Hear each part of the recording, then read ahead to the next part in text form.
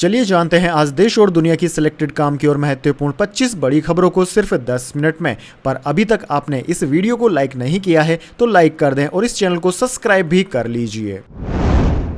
फडणवीस बोले औरंगजेब की तारीफ वाले विचारों को कुचल देंगे। महाराष्ट्र में औरंगजेब की कब्र की सुरक्षा बढ़ी, बजरंग दल वीएचपी की मांगे इसे हटाएं। जी हाँ दोस्तों, महाराष्ट्र के छत्रपति संभाजी नगर, जो कि पहले औरंगाबाद के नाम से जाना जाता था, वहां पर स्थित औरंगजेब की कब्र हटाने का मामला तूल पकड़ने लगा है। दरअसल दोस्तों, बजरंग दल और विश्व हिंदू परिषद वीएचपी ने महाराष्ट्र सरकार से इसे जल्द से जल्द हटाने की मांग की है। विवाद के बीच कब्र की सुरक्षा बढ़ा दी गई है। विश्व हिंदू परिषद महाराष्ट्र और गोवा के क्षेत्रीय मंत्री गोविंद शिंदे ने औरंगजेब की कब्र को गुलामी का प्रतीक बताया। उन्होंने सोमवार को कहा कि औरंगजेब ने छत्रपति संभाजी महाराज को मारने से पहले 40 दिनों तक यातनाएं दी थी। ऐसे क्रूर शासक का निशान क्यों रखना चाहिए? चलिए दोस्तों जान लेते हैं अगली खबर। प्रधानमंत्री मोदी रायसीना डायलॉग को संबोधित करेंगे। न्यूजीलैंड के प्रधानमंत्री चीफ गेस्ट अमेरिका की CIA हेड तुलसी गायकवाड भी शामिल होंगी। जी हां दोस्तों, प्रधानमंत्री नरेंद्र मोदी नई दिल्ली में 10वें रायसीना डायलॉग को संबोधित करने वाले हैं। यह सम्मेलन 19 मार्च तक चलेगा। न्यूजीलैंड के प्रधानमंत्री क्रिस्टोफर लक्सन इसके चीफ गेस्ट हैं। इस साल के सम्मेलन में अमेरिका की सीक्रेट एजेंसी डायरेक्टर तुलसी गबार्ड, यूक्रेनी विदेश मंत्री आंद्रेई सिबाहा और कई अन्य सीनियर डिप्लोमेट्स शामिल हो सकते हैं। चलिए दोस्तों जान लेते हैं अगली खबर। गौतम अडानी और राजेश अडानी को बॉम्बे हाईकोर्ट से मिली क्लीन चिट। मार्केट रेगुलेशन उल्लंघन मामले में बरी हुए 388 करोड़ के फ्रॉड का आरोप था। जी हाँ दोस्तों, बॉम्बे हाईकोर्ट ने सोमवार को अडानी एंटरप्राइजेज लिमिटेड AEL के चेयरमैन गौतम अडानी और मैनेजिंग डायरेक्टर राजेश अडानी को serious fraud investigation office SFIO के एक मामले में बरी कर दिया। इस केस में गौतम और राजेश पर AEL के शेयर की कीमतों में हेरफेर का आरोप लगाया गया था। बार एंड बेंच ने रिपोर्ट में इस बात की जानकारी दी है।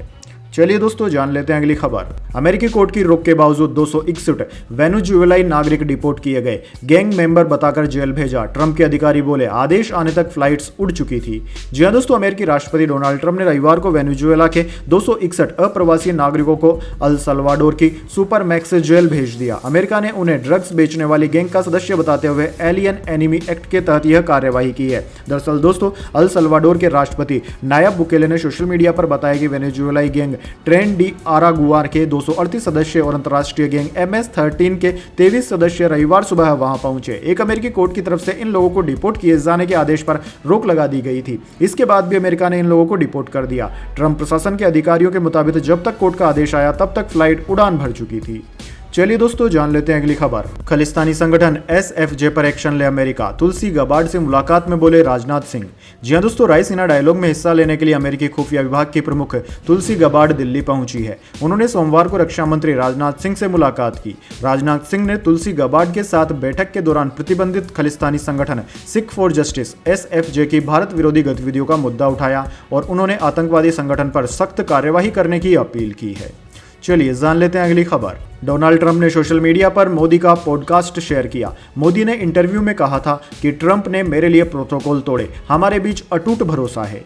जी हां दोस्तों, अमेरिकी राष्ट्रपति डोनाल्ड ट्रंप ने सोशल मीडिया पर भारत के प्रधानमंत्री नरेंद्र मोदी का पॉडकास्ट इंटरव्यू शेयर किया। इसके साथ ट्रंप ने कोई कैप्शन नहीं दिया। ये interview American YouTuber Lex Fridman ने लिया था। इसे रविवार को लाइव किया गया। वहीं दोस्तों, इस इंटरव्यू में प्रधानमंत्री मोदी ने ट्रंप की तारीफ की थी। उनसे पूछा गया, आपने हाल ही में अमेरिका का दौरा किया और ट्रंप के साथ अपनी दोस्ती को एक बार फिर मजबूत किया। इस दोस्त और एक नेता के तौर पर आपको डोनाल्ड ट्रंप की क्या बात अच्छी लगती है? इस पर मोदी ने कहा कि ट्रंप और मेरे बीच विश्वास का अटूट रिश्ता है। हम आमने सामने भले ही न मिले, पर हमारा डायरेक्ट और इनडायरेक्ट कनेक्शन होता रहता है।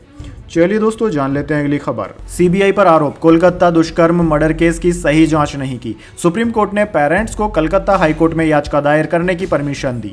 जी हां दोस्तों, कोलकाता के RG कर अस्पताल में ट्रेनी डॉक्टर से दुष्कर्म और हत्या केस पर सोमवार को सुप्रीम कोर्ट में सुनवाई हुई। चीफ जस्टिस संजीव खन्ना की अगुवाई वाली बेंच ने स्वतः संज्ञान लेते हुए पीड़ित के पेरेंट्स को कलकत्ता हाईकोर्ट में याचिका दायर करने की अनुमति दे दी है। दरअसल दोस्तों, परिवार की मांग है कि इस मामले में CBI ने सही से जांच नहीं की है। याचिका में मुख्य आरोपी संजय रॉय के अलावा अन्य आरोपियों के शामिल होने का पता लगाने के लिए आगे की जांच की मांग की गई है। चलिए दोस्तों जान लेते हैं अगली खबर। भारत अमेरिका ही नहीं कई देशों के लिए खतरा है इस्लामिक टेररिज्म, पाकिस्तान से आतंकवाद के सवाल पर बोली तुलसी गबार्ड।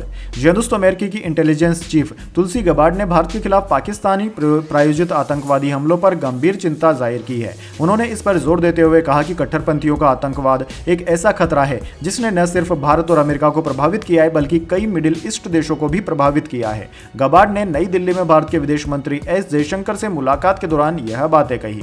विदेश मंत्री से मुलाकात के बाद मीडिया से बातचीत में गबार्ड ने कहा कि अमेरिकी राष्ट्रपति डोनाल्ड ट्रंप और भारत के प्रधानमंत्री मोदी इस खतरे का मिलकर मुकाबला करने के लिए काम कर रहे हैं। तुलसी गबार्ड के मुताबिक राष्ट्रपति ट्रंप अपने पहले प्रशासन से ही इस तरह के आतंकवाद के खतरे को खत्म करने के लिए प्रतिबद्ध रहे हैं और यह उनके वर्तमान प्रशासन की भी प्राथमिकता है। चलिए दोस्तों जान लेते हैं अगली खबर। असुद्दीन ओवैसी बोले वक्फ संशोधन बिल से मस्जिदों पर खतरा, कोई कहे ये मस्जिद नहीं तो जांच होने तक वह हमारी संपत्ति नहीं होगी।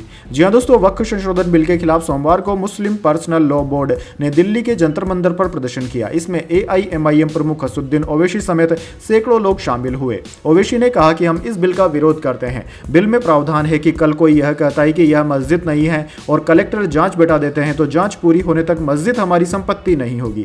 वक्फ बिल को मौजूदा बजट सत्र में लाया जा सकता है। यह सत्र 4 अप्रैल तक चलेगा। वक्फ विधेयक 2024 का मकसद डिजिटलीकरण, बेहतर ऑडिट, बेहतर पारदर्शिता और अवैध रूप से कब्जे वाली संपत्तियों को वापस लेने के लिए कानूनी सिस्टम में सुधारों को लाकर इसे चुनौतियों को हल करना है। चलिए दोस्तों जान लेते हैं अगली बड़ी खबर। इफ्तार पार्टी में अखिलेश यादव ने खाया खजूर। लखनऊ में एक मेज पर बैठे सभी धर्मगुरु बोले इफ्तार करने से बढ़ती है मोहब्बत।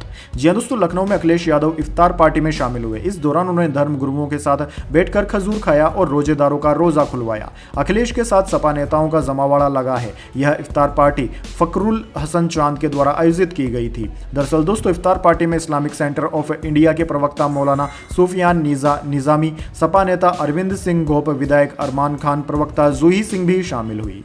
चलिए दोस्तों जान लेते हैं अगली खबर। कांग्रेस टीएमसी का राज्यसभा से वॉकआउट, डुप्लीकेट वोटर आईडी पर चर्चा नहीं होने से नाराज। कांग्रेस बोली रेलवे वेंटिलेटर पर है, रील बनाने से नहीं सुधरेगा।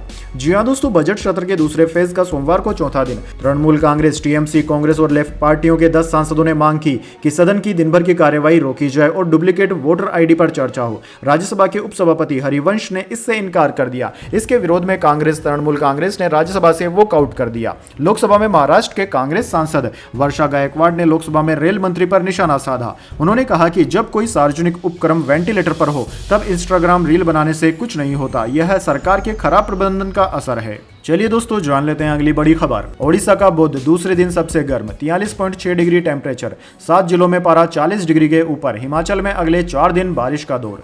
जी हां दोस्तों, मौसम विज्ञान विभाग ने ओडिशा में सोमवार को भीषण गर्मी का रेड अलर्ट जारी किया। वहीं रविवार को राज्य का बौद्ध जिला लगातार दूसरे दिन देश में सबसे गर्म रहा। जिले का अधिकतम तापमान शनिवार से 1.1 डिग्री ज्यादा 43.6 डिग्री दर्ज किया गया। वहीं दोस्तों, ओडिशा के ही झारसुगुड़ा और बालांगीर दूसरे और तीसरे नंबर पर रहे। इसके अलावा राज्य के 7 जिलों का तापमान 40 डिग्री के ऊपर रहा। पूरे राज्य में खासकर पश्चिमी हिस्से में हीट वेव यानी कि लू की स्थिति रही। वहीं दोस्तों, इंडियन मेट्रोलॉजी डिपार्टमेंट ने अगले 2 दिन इसी तरह का मौसम रहने की आशंका जताई है। इसके बाद 19 मार्च से अगले 4 दिनों तक बारिश होने की संभावना है। वहीं हिमाचल प्रदेश के कई इलाकों में बर्फबारी और बारिश हुई। मंगलवार को छोड़कर शुक्रवार तक बारिश का दौर जारी रहेगा। वहीं दोस्तों, पंजाब, हरियाणा, दिल्ली, राजस्थान, उत्तर प्रदेश, बिहार में अगले 1 हफ्ते के दौरान तेज हवाएं और धूल भरी आंधी चलने की भी आशंका है।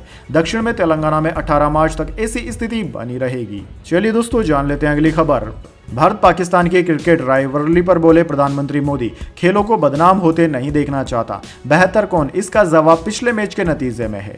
जी हां दोस्तों, प्रधानमंत्री नरेंद्र मोदी ने भारत और पाकिस्तान की क्रिकेट राइवलरी पर बात की। उन्होंने रविवार को लेक्स फ्रीडमैन के साथ एक इंटरव्यू में कहा कि मैं कभी खेलों को बदनाम होते नहीं देखना चाहता। भारत पाकिस्तान में कौन सी क्रिकेट टीम बेहतर है, इस सवाल के जवाब में प्रधानमंत्री मोदी ने कहा कि कुछ दिन पहले भारत और पाकिस्तान के बीच एक मुकाबला हुआ था। नतीजे इस बात को बता देते हैं कि कौन सी टीम बेहतर है। इससे हमें पता चलता है कि कौन बेहतर है।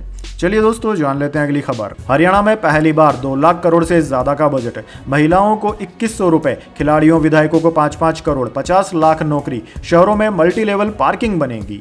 जी हाँ दोस्तों, हरियाणा के सीएम नायब सिंह सैनी ने सोमवार को राज्य के इतिहास में पहली बार 2,05,017 करोड़ का बजट पेश किया। प्रदेश में अब तक का यह सबसे बड़ा बजट है। मुख्यमंत्री ने 80 पेज का बजट भाषण पढ़ा, जिसमें 161 पॉइंट्स थे। सीएम का बजट भाषण 2 घंटे 57 मिनट चला। भाषण की शुरुआत में उन्होंने मैथिली शरण गुप्त की कविता हम क्या थे, क्या हो गए और क्या होंगे, अभी आओ विचारो, मिलकर ये समस्याएं सभी पढ़ी। बजट के अंत में उन्होंने बजट के प्रस्तावों के पीछे गुरु रविदास जी के शब्दों ऐसा चाहूं राज में जहां मिले सबन को अन्न, छोटे बड़ों सम भय बसे, रैदास रहे प्रसन्न को प्रेरणा बताया। इस दौरान सीएम की सबसे बड़ी घोषणा महिलाओं को हर महीने 2100 रुपए देने की रही, जिसके लिए बजट में 5000 करोड़ रुपए रखे गए हैं। वहीं महिलाओं को 1 लाख रुपए तक ब्याज मुक्त लोन देने की भी घोषणा की है। चलिए दोस्तों, जान लेते हैं अगली बड़ी खबर। महाकुंभ की सीबीआई जांच कराने वाली याचिका हुई खारिज। हाईकोर्ट की बेंच ने सुनाया फैसला। कोर्ट ने जनहित याचिका को आधारहीन बताया। जी हां दोस्तों, महाकुंभ के इंतजामों में खामियां, कमियां, गड़बड़ियों को लेकर सीबीआई जांच कराने की मांग वाली याचिका को इलाहाबाद हाईकोर्ट ने खारिज कर दिया। दरअसल दोस्तों, सोमवार को कोर्ट ने अपना फैसला सुना दिया। यह आदेश मुख्य न्यायमूर्ति अरुण भंसाली एवं न्यायमूर्ति क्षितिज शैलेंद्र की खंडपीठ ने केसर सिंह, योगेंद्र कुमार पांडे व कमलेश सिंह की जनहित याचिका पर सुनवाई के बाद दिया। इससे पहले 11 मार्च को इलाहाबाद हाईकोर्ट ने महाकुंभ में गड़बड़ी की सीबीआई जांच को लेकर दाखिल जनहित याचिका पर दलीलें सुनने के बाद अपना फैसला सुरक्षित रख लिया था।